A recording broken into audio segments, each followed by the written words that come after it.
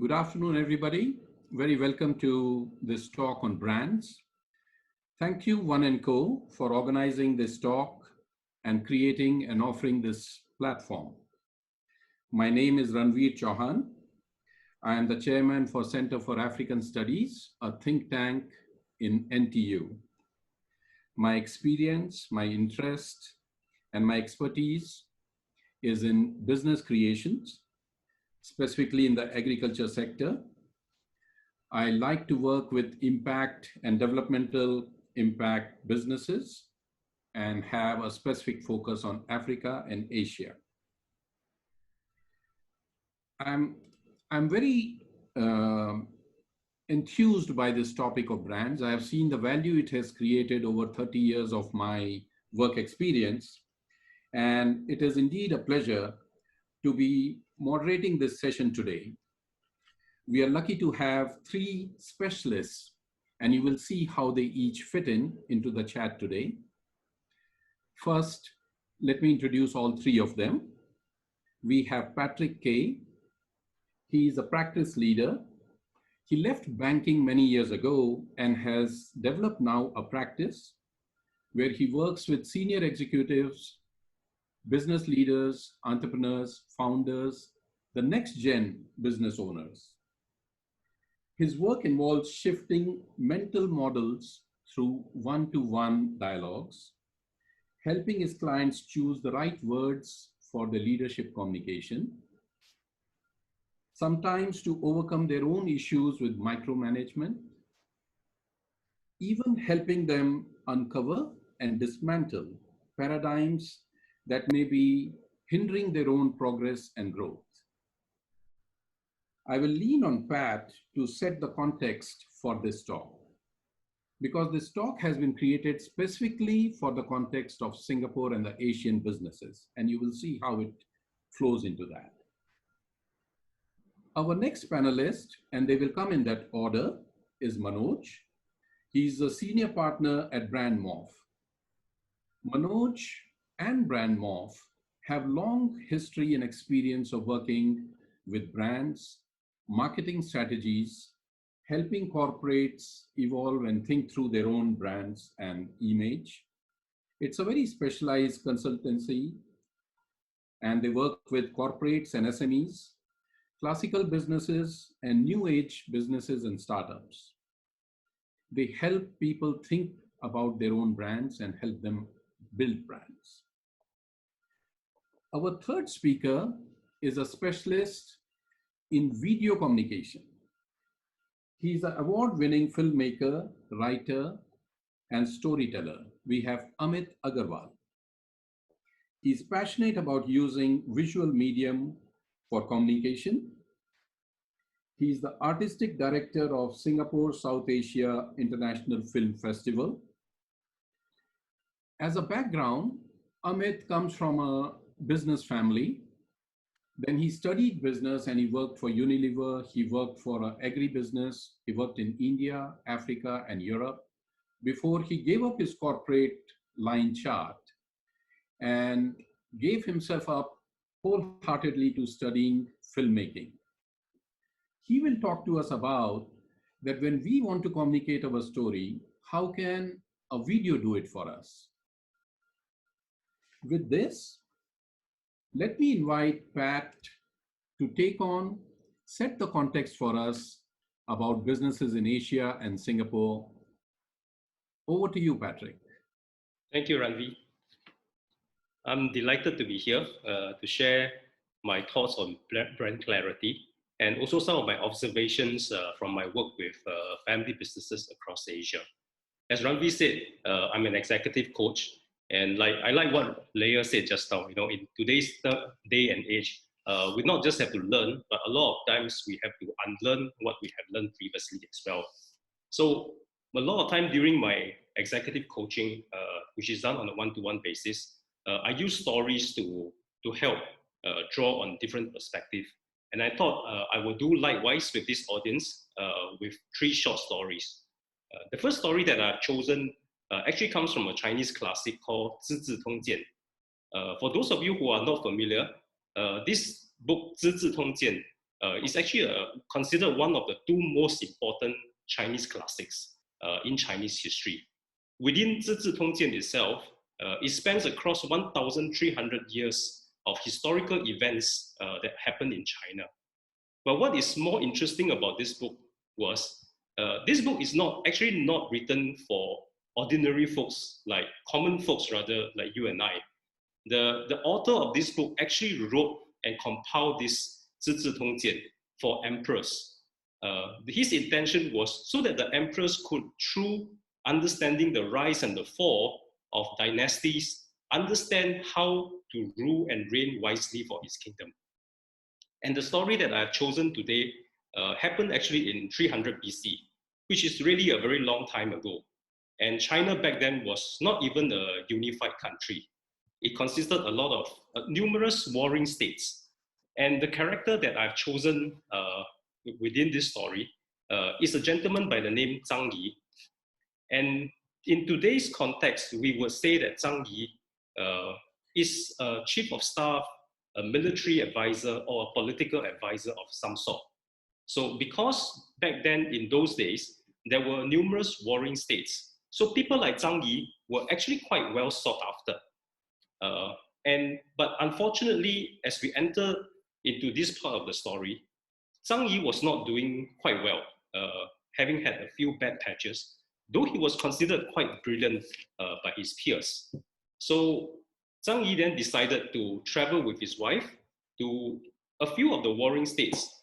And he was basically trying to seek out warlords to see which of them would agree with his geopolitical views and would agree on how he would make the different military or political deployments.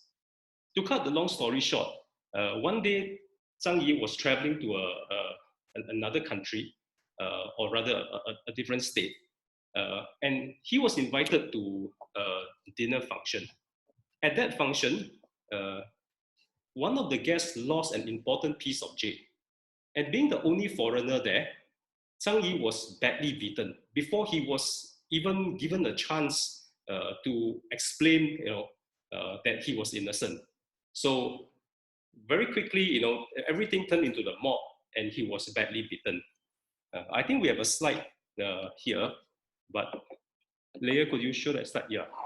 So just to give you a sense, it's a mob. This was drawn by my teenage daughter, but I'm sure back then the folks didn't wear jeans or slacks. They probably looked, something more like this gentleman here. So Zhang Yi was beaten up badly, and he dragged his beaten up body home. So when he reached home, his wife was shocked and she was sad. But that sadness quickly turned into anger. And she even mocked at Zhang Yi, and she said, "You should just forget about this political advisor thing." Zhang Yi looked at her and told her to come closer to him. And he said, "Can you take a closer look at me? Is my head still around? And what about my tongue?" The wife was confused, and she replied and said, "Well, of course you still have your head, and of course you still have your tongue." At this, Zhang Yi smiled at her and said, "Well, it's good enough. So long as I have my tongue, I can continue to do my political advisory." Today, we could be like Zhang Yi, but the guys that are beating us up is no longer a mob, but COVID-19. And parts of our businesses may be destroyed, it could cause us to re-examine, what has happened, in the whole all of this mess. I like this story because it's quite simple, but it brings out a very important message. Zhang Yi knew what was not so important for him, though he was badly beaten up, and what is really important for him. And I think interestingly, in modern recent history, there is another gentleman who said almost exactly the same thing as Zhang Yi. And this is none other than the supreme leader of Iran, Ali Khamenei. Some of you may recall back in 1981, Khamenei was preparing to make a speech, and an implanted bomb detonated in front of him. With that, Khamenei lost one side of his hearing, and he lost the use of his right arm. But yet Khamenei said almost exactly the same thing as Zhang Yi. He said, "So long as my brain is around, So long as I have my tongue, that is sufficient. And I think regardless of how we view Khomeini or his ideologies, I think we could agree that this gentleman has very, very strong resolve, very, very single-mindedness, very single, clear focus on what he stands for and what he wants. And I think there are two questions we need to ask ourselves today. If we take the lesson from Zhang Yi and Khomeini, are we crystal clear about what is really important to us, what is our core, and also are we articulating that clearly? And so those are two questions which I raised, and I will leave it to our next panelist. But coming back to Zhang Yi's story, it has an interesting towards the end, but that's for a different context and different background. But if you are interested in that, please email me and I'm happy to share that with you. So with this, let me hand over the session to Ranveer. Thank you. Thank you, Patrick. What we are struggling on is that I have found Singapore has built such a big name and a brand for itself. But many of the corporates and SMEs that I meet and I work with, we don't individually at our corporate level think of building that brand. Sometimes we think it is culturally not suited to us. Sometimes we think it's too difficult. Some others of us think it is too expensive. So why don't I invite Manoj, and he can take us through from his experience, how do we build brands? What does he think about them? Why are they important?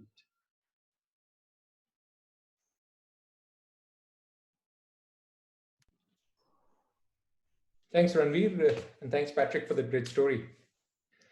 If you don't define your brand, the market will define it for you. On that somewhat sobering note or thought, let me start by talking about building brands. My name is Manoj, and I'm senior partner at Brandmorph. I've spent about 25 years working across Asia with both large companies, large corporates, consumer corporates, as well as the last 2 years with Simplistic, small, medium enterprise in Singapore, selling to the world. First off, on slide 2, what's a brand? As human beings, we search for constructs. We search for constructs that help us simplify decision making. Branding is exactly that.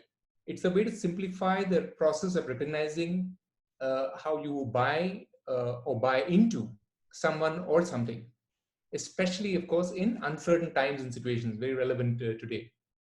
In that sense, it is a guarantee that a customer can trust. It's a sense of consistency that they can get.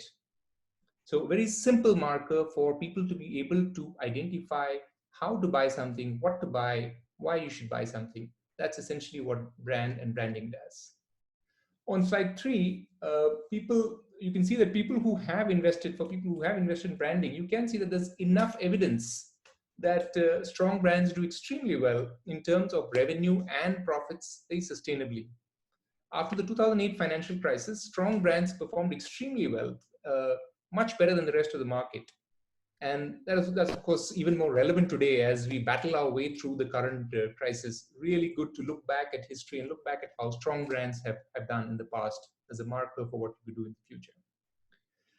On slide 4, here I talk about how brands help businesses, and they help businesses in many ways. Of course, brands help you attract customers. This is fairly self-evident. It helps you get new customers in. It also, of course, helps you with pricing and helps you bolster your pricing. It helps you get good people and get you good talent and attract the right employees for your firm. You also, of course, branding, of course, helps you with stakeholders and working with various partners outside the firm, stakeholders, investors, regulators, managing all of those. Branding is a very core element of managing your relationships with all of these, because if you've defined who you are and you're able to say that consistently and you're able to say that across to different stakeholders in a consistent manner, obviously you're going to be able to be far more effective in what you're doing. On the same token, in terms of fostering innovation and collaboration, branding is of course going to help you as well on the same lines of consistency and the same message that you get across. Now, very importantly for this, especially for this group and relevant to this group, branding creates a helps founders create a legacy, a legacy that's very sustainable, way beyond the founder himself or herself. Essentially, that means as a founder starts a business and starts to grow it, he or she needs much more, and needs much more in terms of people, other people who can speak the same narrative, who can speak the same tone and the same messages as the founder. So it doesn't have to be just one founder talking all of it, but a lot of people who are speaking the same message. Now, that speaking of the same message is essentially branding. You're able to get the same culture, the same message right across the organization, and everyone speaks the same line, the same message. And in that sense, for a founder seeking to grow and develop their business, you obviously get a lot more arms and muscles around you, building your business with strong branding. On slide 6, what you will want to do across many Singapore brands, what you do have is you've got the advantage of a very solid Singapore brand. That's I've sort of skipped the slide, Leah. Can we just go back to, yeah, thank you. The key point here is to first, for SMEs to think about is where you are on the journey of brand building, and where you should what you want to do at which stage. So I've mapped out on this chart, on the x-axis, the sizes of businesses. So in terms of small to large entities, how they map out, and on the y-axis, your efforts in terms of branding and the branding momentum that you would build. So you would really need to map out where you stand on this graph and see, and your branding efforts would go alongside the kind of size that you are and your needs that come. So if you are a very small player, right at that vertex, right at that very small and insignificant sort of space, or really small space, like Brandmore, for example, is a small company, and for us, it's all about branding. In our case, may just be about a little bit of getting a good website ready, having basic logos ready, and having a consistent message right. But as you get a little bigger than that, and as you grow, your focus moves in terms of business, in terms of scaling your business, looking at your cash. At the same time, your branding actions move towards greater amount of effort in terms of low-cost branding, acquiring customers. And as you move to zone 3, that's when your brand equity has really shifted from just yourself as a founder to the organization itself. And that's when you are much more focused, even more on the business side, on scaling. But you're also focused on building your brand at a much higher level, making sure you're building awareness, top of mind, and making brand work for you. As you get to that largest stage, which is that large business, presumably branding will have been very well built for you, very, very advanced for you, and you're probably in a very strong space already. So first step really is to measure or really map out where you are on this map, on the continuum, and then decide which course of action you would want to take in terms of branding. On slide 6, I pointed out that for many Singapore SMEs who are looking to sell outside Singapore, we already have the advantage of having a solid Singapore brand, and you've got many positives of the Singapore brand. So for many small setups, this can be a very good solid starting point. But as you get bigger than that, as you start moving towards zone 2 and zone 3, you do want to think about how you have your own unique individual brand and what differentiates you from everyone else. So Singapore as a brand is a great starting point, but you do need to think about, as you grow, how do you build your own unique bit that adds on top of the Singapore brand. So that's on slide 7. And as I mentioned, the starting point is, you start with the Singapore brand, then you build further. But of course, that is just a starting point. As you move up into zone 2 and zone 3, you start thinking about what's your unique and meaningful identity. And that means, how does your brand play a meaningful role in the life of customers? That means not just fulfilling basic needs, but going a lot beyond in terms of how you play a role in people's lives. Now, no two brands are the same, and the process of building a brand can be different by different brands. But as a broad construct, there are tools that you can have and processes that you can have that help you set up frameworks for how you build your brand. At Brandmore, we use a 4-stage process that helps us first sit down with clients, discover their issues and their problems, the business-specific issues, and then design and co-design and develop solutions deploy them, scale, and then sustain them. So you can go step by step, but you need to have a longer term sort of approach in terms of where you are and what you want to build towards. And then you can go step by step in terms of building your brand, and always keep focused on not just fulfilling basic needs, but going beyond that in terms of how you can be a meaningful player in the lives of your customers. On slide 8, here we often get asked this question by a lot of companies, a lot of SMEs keep asking us this question. They do ask, we're never going to make an ad, so why is branding really important? And of course, if you are aware, branding isn't just about advertising. Branding is about a lot more. It's about defining, for example, what your core is and being able to express that out to your customers and to other stakeholders. So it could be just a simple set of consistency. It could be simple rules that you set up, but it could be much more in terms of the way you project yourself or in the behaviors we exhibit, or of course, a lot more. The good news is that there are many tools that you have available today, and there are many ways to tell your story. One of my favorite examples of SME brands being built here in Singapore is that of Secret Lab. Now, gaming as such has exploded in terms of popularity around the world. This company, Secret Lab, discovered and realized that the needs of gamers aren't really being met. If you're a gamer, you spend many hours. You spend on a chair through the night, for example, playing games. It's very serious stuff.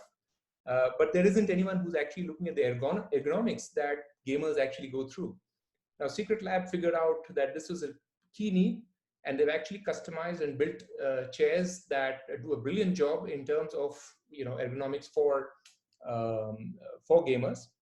And they've been able to build their business, build their brand entirely online, almost entirely online. And today it's a large business, almost a large business that sells products right across the globe, all sitting here in Singapore. So they've gone and adopted various principles of branding. They've been able to figure out how to reach various customers and have a consistent message. And look at what they've achieved. They're actually selling chairs at 8 or 10 times the price of a regular chair. And that's a great example of how branding can actually help people, SMEs, in particular in Singapore, achieve really great results in terms of business. Now that's one example. I'm sure there are many more. That's on slide 10. There are many more brands that are doing very well out of Singapore, building their brands and making an impact. Now, building a brand, of course, takes dedication and effort. The good news is that there are resources available. There are plenty of tools available today, and there are structured processes that you can put in place to actually build your brand. So on that note, I will stop here. I would wish everyone who's on this panel, or who's on this group, or on this chat, success in their branding efforts. And of course, feel free to give us a shout if you need any help in terms of your branding efforts. Back to you, Ranveer. Thank you, Manoj. You have tabled quite a few points over there that are of amazing value. So one point, when you mentioned that chair, just yesterday, a friend of mine was saying this: work from home, I realize I don't have a good chair, and he's looking for this chair. And they've written over there, direct, you can order and they will deliver at home. But he says there is such a demand that the earliest delivery you can get is 26th of June. So there you go. How your brand can help you. The other you mentioned is about Singapore. And we are aware of it. I don't want to harp that point about Singapore. Many of us are aware that we hear talk about, oh, it's a Japanese brand. Oh, it's from Taiwan, those eats. Otherwise, it's a Korean thing. And my friend in West Africa, Fatima, she runs a brand company over there. She's a brand specialist. She's called the Brand Warrior. That's her company.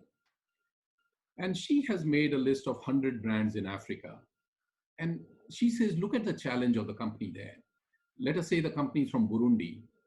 People don't even know where is it from.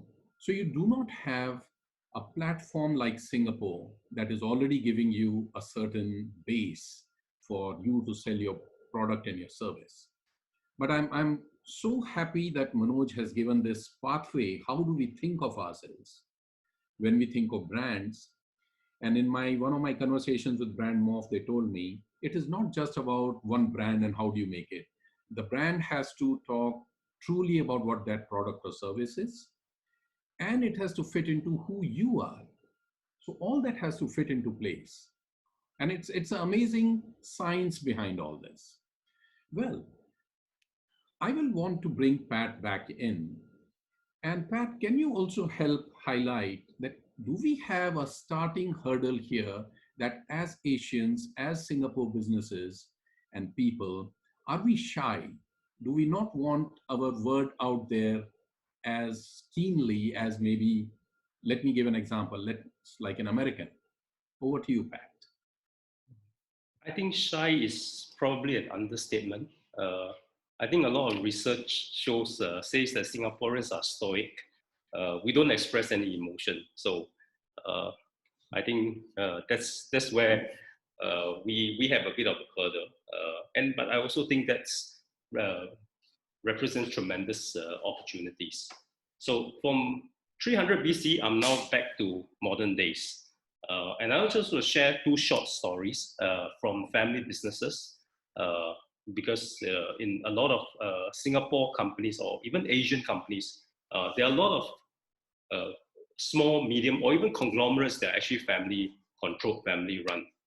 And these two stories happen in modern days, happen in a Swedish family as well as a Norwegian family. So let's start with the Norwegian family. One day, a 7-year-old girl, while she was on her way to school, she stopped her mom and told her mom, "Mom, when I grow up, I'm going to be a board director like you." Well, obviously, the little girl doesn't know what is a board director. And I think if she understands the legal implication and responsibilities, probably she wouldn't say that. But the mom was curious, and she asked her, why would you want to be a board director? The little girl replied, "Well, I always see you, auntie, uncle, and grandpa all sitting in the meeting room discussing things. I think that's interesting.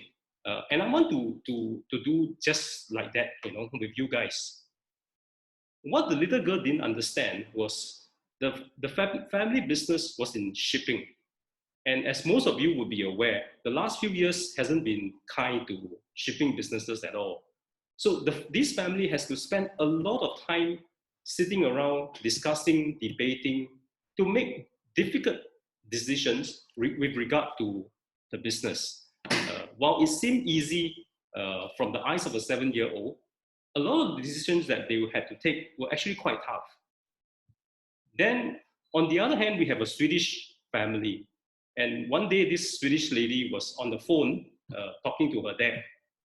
And out of the blue, her 5-year-old son came charging, running at her and shouting at her and said, "Stop!" And so she was alarmed and she quickly put down the phone and she asked her son, what happened? Why are you shouting? What do you want? And the little boy looked at her and said, almost with tears in his eyes, he said to the mom, I don't like it. Every time when you talk to grandpa or uncle, you will be agitated, you will be rude." So the Swedish lady was a little bit dumbfounded. But what the little boy didn't understand was the business that they were in. This was I think was a 50-over-year-old family business in designing and manufacturing furniture. The business was doing well, and they were in fact expanding into China. But because they were going through a succession planning process, there was a lot of squabbling, a lot of conflict, a lot of quarreling that was happening. So the little boy didn't understand.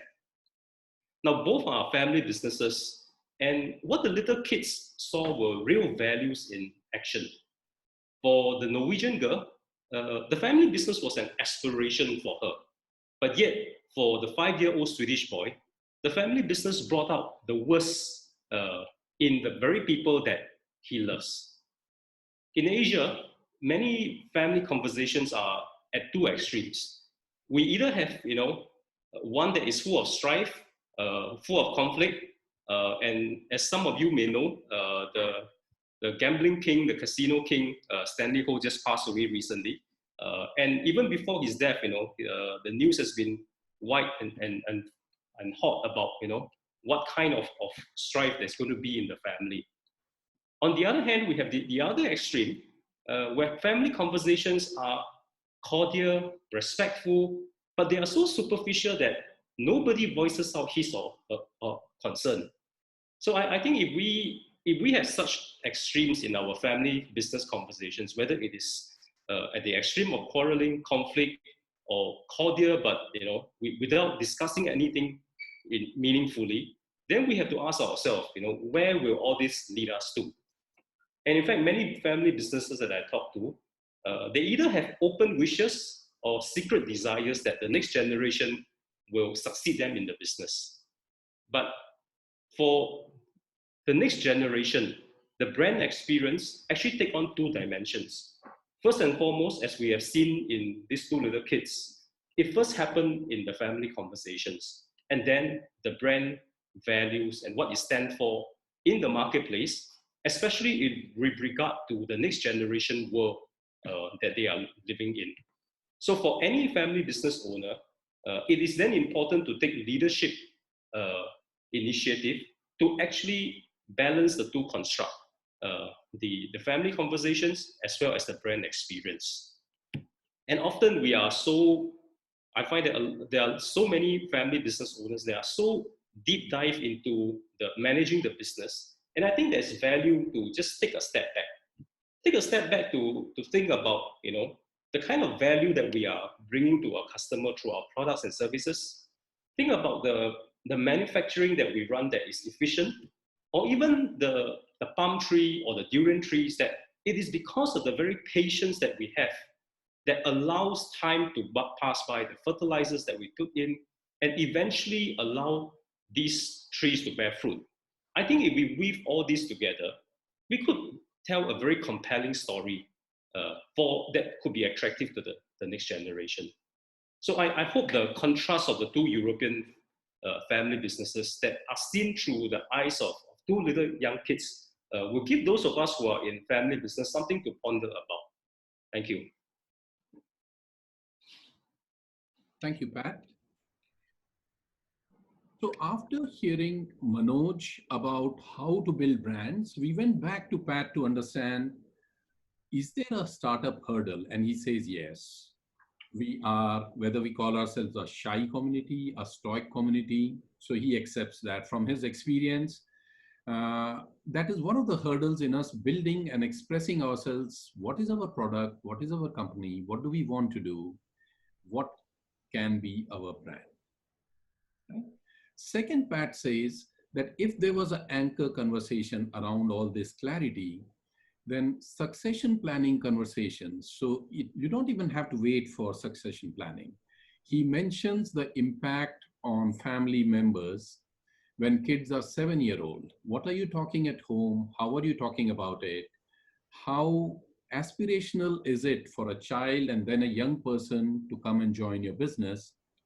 All that from Manoj and Pat's points, what I take away is that if you build those brands, those conversations and that aspiration feeds into the next generation, and your questions about next gen following into the footsteps of the family business are easier. I read too many stories on Business Times and Straits Times. They talk about the rare cases when the family member has taken over and they feel happy.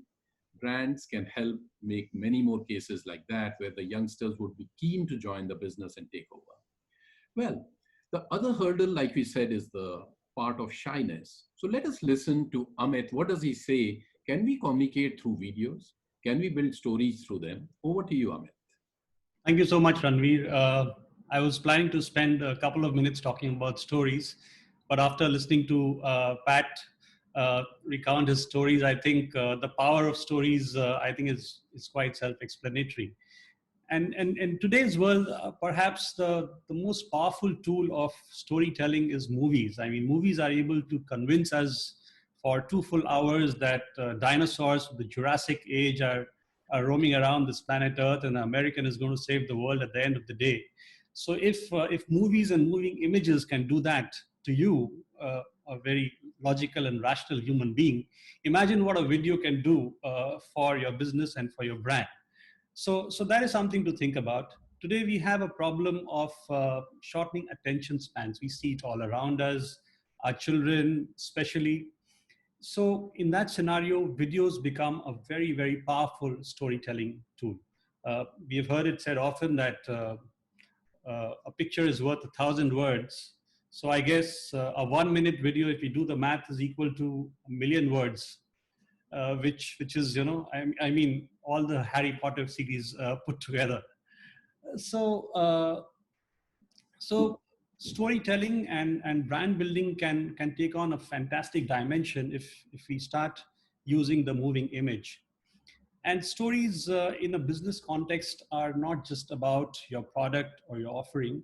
They're also about the values that your business espouses, that the DNA that your employees carry from what they have seen and done at the workplace. So stories about people, about your values, about your brand, about your stakeholders, whether they're internal or external, all this can really add up to a very compelling narrative.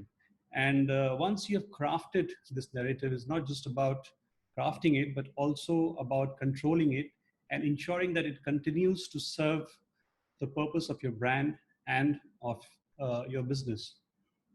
And videos, I suppose, in a non-art, non-entertainment space, have really exploded into this huge medium, which is not just advertising. I think Manoj also alluded to that it's branding is not just advertising.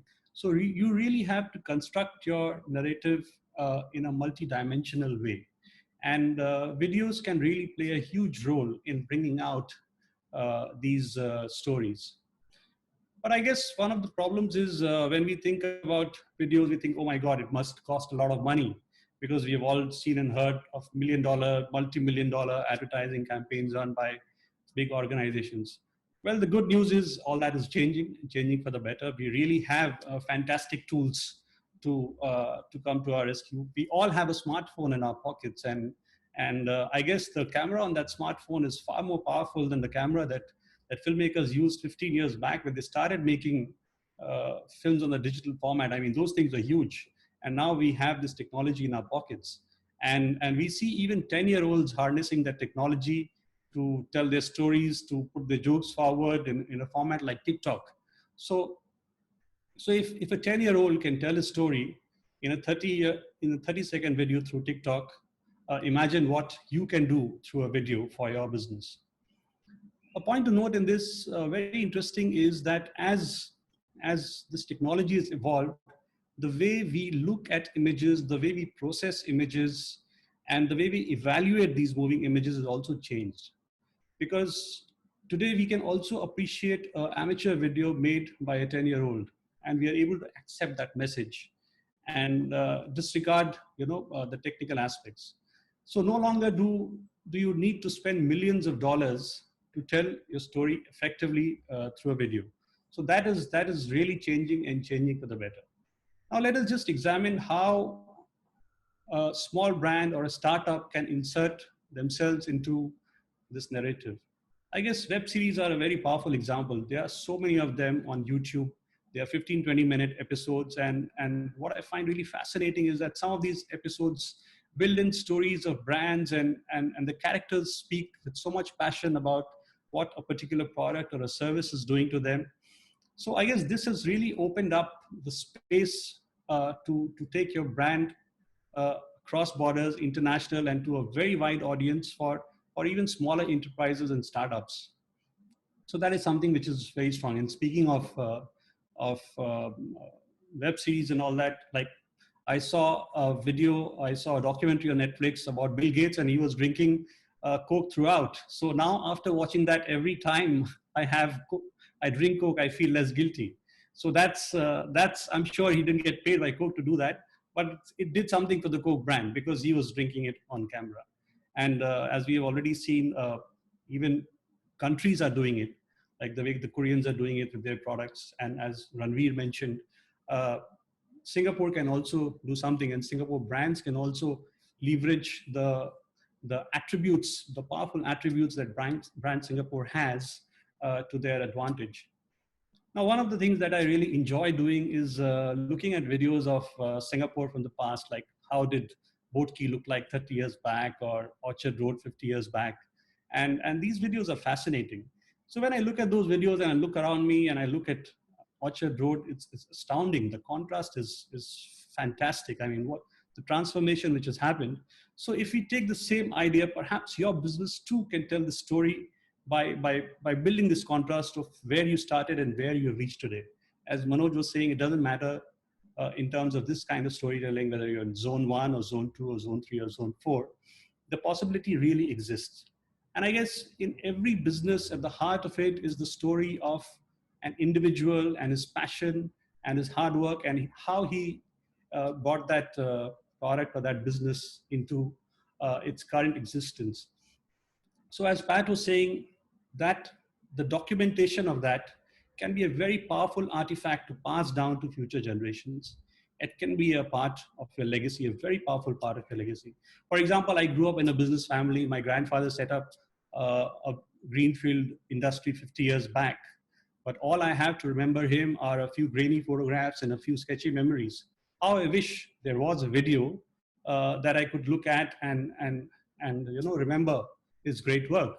So that's a very strong way of taking your legacy forward and inspiring the next gen to continue building your brand. And of course, we live in very interesting times. It goes without saying. Instead of talking face to face and sitting in the beautiful space of One&Co in the company of amazing people, we are talking to each other on Zoom. So of course, difficult times pose opportunities to us. I find companies like Unilever are even making videos which don't even speak about a Unilever brand, which don't mention Unilever at all. But they're just talking about cleaning and cleanliness. And by doing this, they are extrapolating the mind space of the consumer so that we naturally think about Unilever, even though it's just talking about cleaning. So that's a very interesting way of how companies are trying to own the moment and do something different and special here. I guess few months back, if I wanted to speak to Ranveer, for example, and he was in a different part of the world, I would say, okay, Ranveer, let's Skype. And today the terminology has changed so much. The joke now is let's Skype on Zoom. So the way Zoom has captured the moment and has really done something different and interesting is a case study in itself. And again, it's a small business that has really exploded in these times. So in conclusion, all I would like to say is that brand creation and brand management is a dynamic process, and it deserves a very dynamic tool like a video, a moving image, or a movie itself. So yeah, that's all I have to share with you. Thank you so much. Over to you, Ranveer. Thank you. Thank you, Amit. Very well put. So you give me a lot of hope that even if I am not so confident, I feel that my looks are not great and my voice is not great, and you say that you can help me create a video message that will take forward the word I want to spread around about my own product and service. So thank you. That's a very, very good aid available to us through your ideas, Amit. Folks, we have come to the end of the panelists' presentation over here, and we will go to Q&A.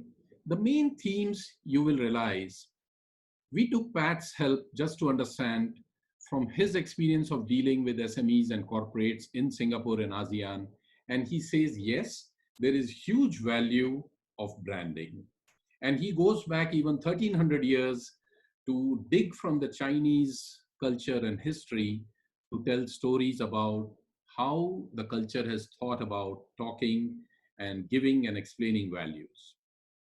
And he brings to modern day and tells us that, if we tell the right stories, if we live the right values, if we present our product and business and service well, we have multiple advantages. We had Manoj telling us how he thinks about brands, how they are created, what is a marketing campaign, how do you build it, how do you assess yourself. So let us move on from here and see what questions we have got from you. Manoj, there is one question for you. Would you like to start with that? There is Mr. Sharma asking you, how would you quantifiably assess an SME's brand equity? So, wow. Oh, you want to straight away go into dollars and cents for brands. Over to you, Manoj. Sure. Thanks, Mr. Sharma, for thanks, S.J. Sharma, for asking that question. Not sure, Mr. Mrs. Sorry. Thanks, S.J. Sharma, for the question. Quite simply, I would say the ability to generate future revenue would be really the marker of the equity or the brand equity that an SME has. So if you can find a way to show what revenue the business can generate with or without its brand or without its branding, would that difference or the delta would really be your quantification of what the brand or brand equity is. I put a very simplistic answer to it. There are methods to it. There are, of course, quantitative methods to go into that analysis, but quite simply, it would be the delta between what revenue you can generate with or without the brand would pretty much be your measure of your brand equity. Actually, that's also a question from Kenya. We have Vimal Shah from Kenya asking the same question. Do you have a metric? Do you have a measurement? So thank you. So I hope that covers, Manoj, your answer for Mr. Vimal Shah also. Yes, I guess. And of course, we can, in the interest of time, I've given a simple answer to that, but we can also go into more detail one-on-one if need be. Wonderful. Thank you. And we have a question from Jakarta. So Daniel says they are in the music business. And he says it is something like, oh, where did I miss that question? Okay, so he wants to feel, he refers his business like something like Cristofori, and he says, how can parents feel comfortable sending their kids to this business idea and this business school? Pat, would you like to try that? Hi, Daniel. Thank you for the question. If I'm understanding you correctly, you are not just asking about online or offline. So I'll just try to look at it from both perspectives. I think just looking at the offline first. I mean, as a parent myself, I think what is important for you to understand is what exactly are the triggers, for the parents. What are their aspirations? Why are the kids learning music?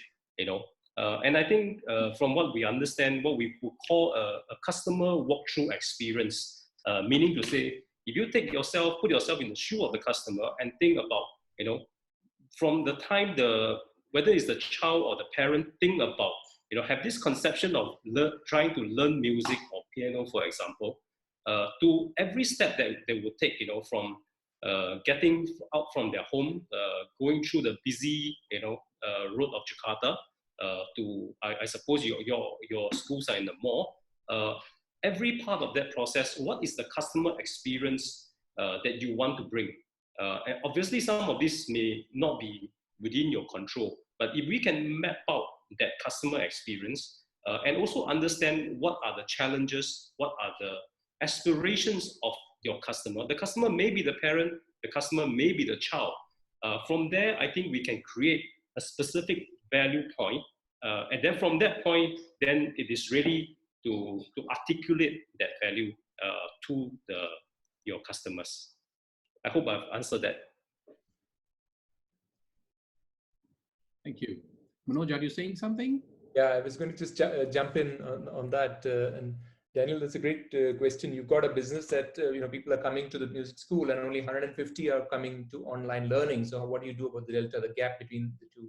So a few things and a few pointers I would look at is, I would look at other businesses like yours and what are they doing.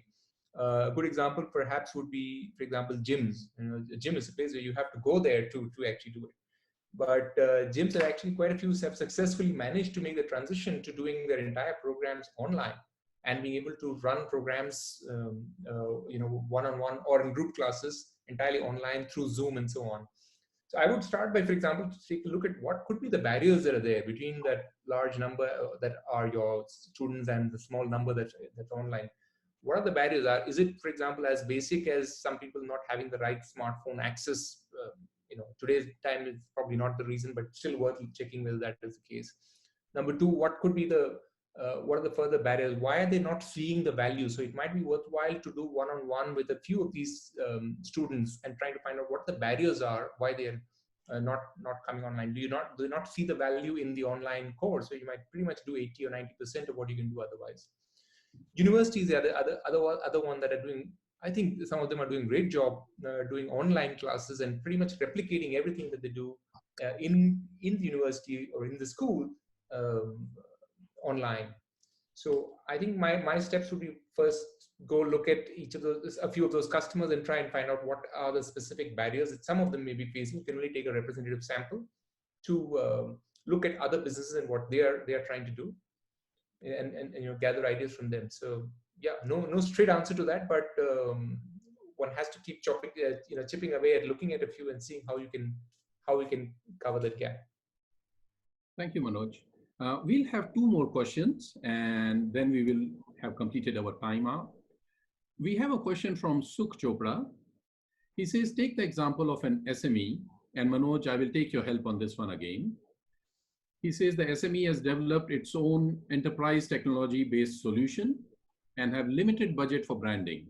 What would be the most effective way to build the brand across different countries and markets?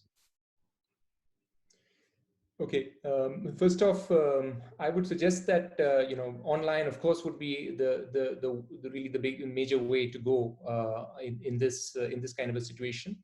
I would look at what would be the best way to reach decision makers, and without understanding the context too much, but I would suppose that in enterprise technology, almost the simplest thing I would do is just look at LinkedIn, for example, and look at decision makers there and try and come down to a few decision makers that have variables. And LinkedIn allows, for example, great marketing tools now. And that would perhaps be my first starting point in terms of tools that I look at. Beyond that, of course, there's a lot more you can do online. You can access specific communities, but just specifically accessing decision makers, the fastest, simplest way to get to it would probably be just tapping into LinkedIn. Thank you. Thank you, Manoj. There is a question. This relates to what kind of budget? How do you decide a budget? Is it a budget for branding, marketing, and all this decided by my top line, my revenues? Or what can be the metric, Manoj? Can I simply say that, Manoj, I have $50,000 and can you help me in this? You could, but I would suggest that the most important metric here would be your cost of acquisition of customers. So $50,000 is going to get me how many new customers would be the sort of first thing I would look at. In today's world of the tools that are available online, especially, you can run your metrics on a return on spend very accurately. It isn't like the old days when you ran a TV ad and you didn't know what happened to it and what it delivered. You can measure a lot today, and so my single metric would be cost of acquisition, and how many $50,000 leads to how many customers, and what would be the most efficient way to get to that number of customers would be my starting point. Thank you. Amit, I will have a question for you. So the basic message I would like to really leave for the audience is that do not try on your own to build your own video message. So that will be a starting point. I would say that there are some people who are exceptionally talented and they can do it without training. But my suggestion would be that you take help and advice.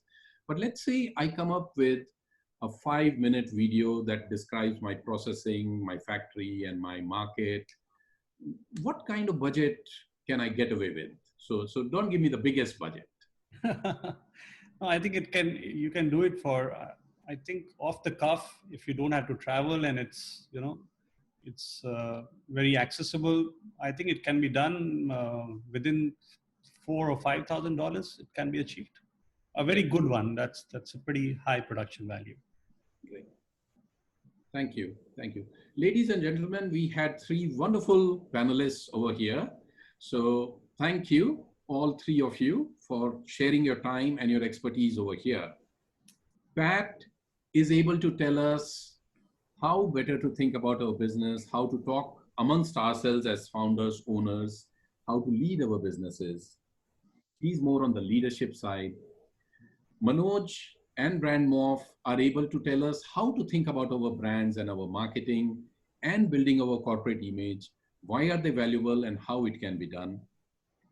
And Amit, he is able to tell us how to build a video communication once we have thought through what exactly we want to communicate. It was wonderful hosting this session with the three wonderful panelists here. One&Co, Leah, thank you so much. I hand it over to you. Thank you, Ranveer. And thank you everyone for joining us this afternoon for the webinar. And thank you to our panel as well for sharing your ideas on brand clarity and brand strategies, especially as we're moving towards a new normal. Thank you so much everyone for joining us today. Thank you. Thank you. Thank you. Thank you.